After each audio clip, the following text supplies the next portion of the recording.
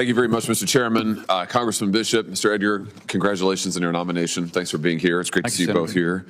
Congressman, let me start with you. The agency that you're going to be the deputy director of, and I believe you will be confirmed, look forward to supporting your confirmation. Thank you, sir. Is a key agency, as you know, and it includes, among its many components, it includes a very key component, the Office of Information and Regulatory Affairs, OIRA. It's a mouthful. It is. But that little agency, that mouthful, OIRA, does a lot, as you know. It reviews basically every agency regulation, reviews it, vets it, provides recommendations on it, does cost-benefit analysis in some cases, every agency regulation that comes through the federal government. So that office is a key node in the federal government. No doubt. For assessing regulations. So with that in mind, I just want to ask you some questions that I also asked Director Vogt that I think are so important for those of us who are pro-life, serving in an administration that is avowedly pro-life. Just on Title 10, this is the Title 10 grant program that currently provides money under the Biden administration, has been providing money for abortion providers. Now, I talked with the Director Vogt about this. I've talked with RFK about it. RFK committed to me that he would end Title 10 funding for abortion providers. There will be a rule that will be necessary for that. My question to you is, will you be an advocate within OMB for seeing that RFK's commitment, which is also the President's commitment, is carried through, that we stop Title 10 funding for abortion providers? Senator, as you know, my role as Deputy Director is implement the President's policy, not my own. But certainly I have taken note of what you've articulated on the subject. It has been the source of discussion. And so there's a deliberative process at OMB and OIRA that it would be inappropriate of me to get ahead of or to foretell or forecast the result of. But thank you for articulating it. It is something that I'll take back.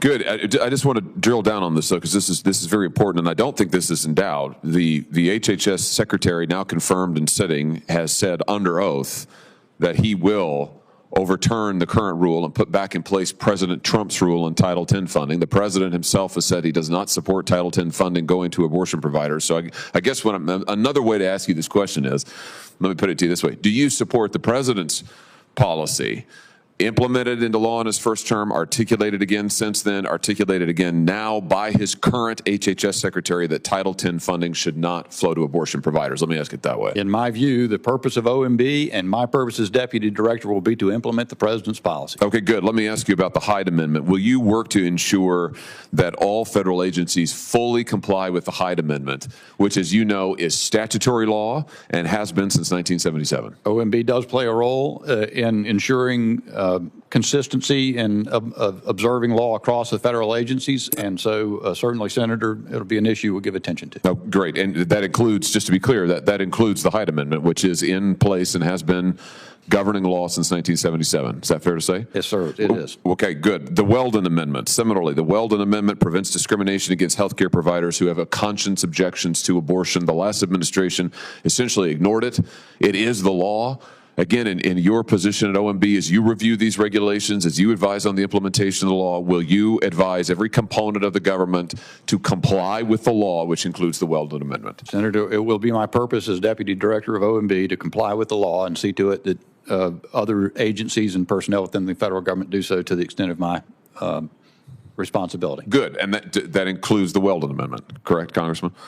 Yes, sir, Senator. Okay. That's part of the law. So yes, good. It is. It is part of the law. The last administration seemed to forget this. Last thing, when it comes to pregnancy resource centers, pregnancy care centers, so important, provide, in many cases, completely free medical care to mothers, many of whom are facing an unexpected pregnancy, everything from health screenings to diapers, baby food, consultation, all, again, often completely free. The last administration conducted an incredible effort to attempt to persecute and shut down these pregnancy care centers.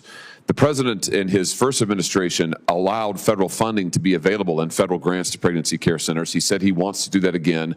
Here again, my question to you is, as you look at these grants, as you look at these regulations, will you be an advocate for the President's policies allowing federal funding to flow to these pregnancy care centers? I will be an advocate for the President's policies on that subject, Senator. Good. And I would say one advantage that my service in Congress alongside you and working together with you on some things, Senator, provides is I did witness the evidence that you're describing about the official posture and neglect or hostility toward pregnancy resource centers in the past administration. And so I carry that experience with me into the role I seek to be confirmed to. That's fantastic. I'm glad to hear you say that. And just to put a fine point on that, you know these statistics as well as I do. In the last administration, after the Dobbs decision, hundreds of pregnancy care centers were vandalized, were firebombed, were the subject of criminal activity.